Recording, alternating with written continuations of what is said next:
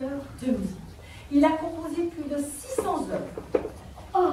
Il savait jouer à 6 ans 3 instruments de musique. De l'orgue, c'est comme du piano, celui que trouve dans les églises. Du clavecin, c'est comme du piano mais un peu plus ancien. Et du violon. À 7 ans, il a composé son premier opéra. À 12 ans, il savait déjà faire plein de choses. Et puis son père, Léopold, l'emmenait partout, devant tous les rois et les reines, les empereurs, pour leur montrer le génie de ce compositeur.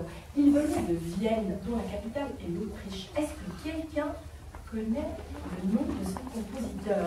Parce que peut-être celui-ci, vous le connaissez. Tu saurais me dire? Mozart. Alors viens voir tourner cette page pour voir qui c'est celui-ci.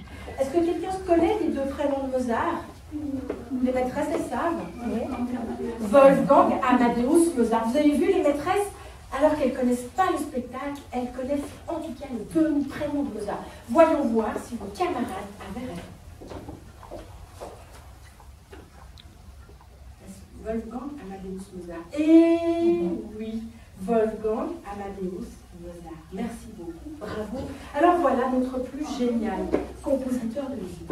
Dans l'opéra, on peut avoir plusieurs caractères, comme dans la vie, plusieurs sentiments. Qu'est-ce qu'on peut avoir? Qu'est-ce qu'on peut sentir dans son cœur, en général dans la vie? Comment on peut ressentir les choses? Comment est-ce qu'on peut être? Oui. On peut avoir froid, mais oui, on peut avoir froid, ou bien, on peut être comment? On peut être fâché, on peut être en colère. Qu'est-ce qu'on peut sentir encore dans son cœur? Alors, pour le contraire de fâché, quand on n'est pas fâché, on est comment? Content. On est content, on est fâché, on a froid. Ça, c'est plutôt un sentiment. Oui. Qu'est-ce qu'on peut être? Oui. Chaud. On a pas chaud, oui, froid et chaud. Content, fâché, froid, chaud.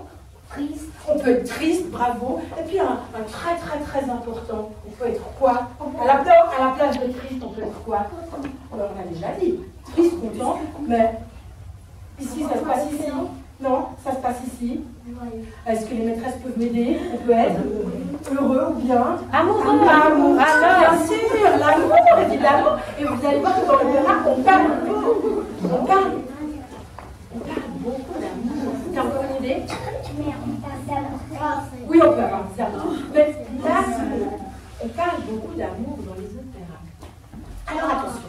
Maintenant, je vais vous chanter un opéra, un air d'un opéra de Mozart. Évidemment, on va rester avec lui. On n'en a pas encore entendu. Et puis, vous allez bien regarder mon personnage. Et vous allez essayer de deviner quel est le caractère, quel est le tempérament, comment est cette femme quand elle chante.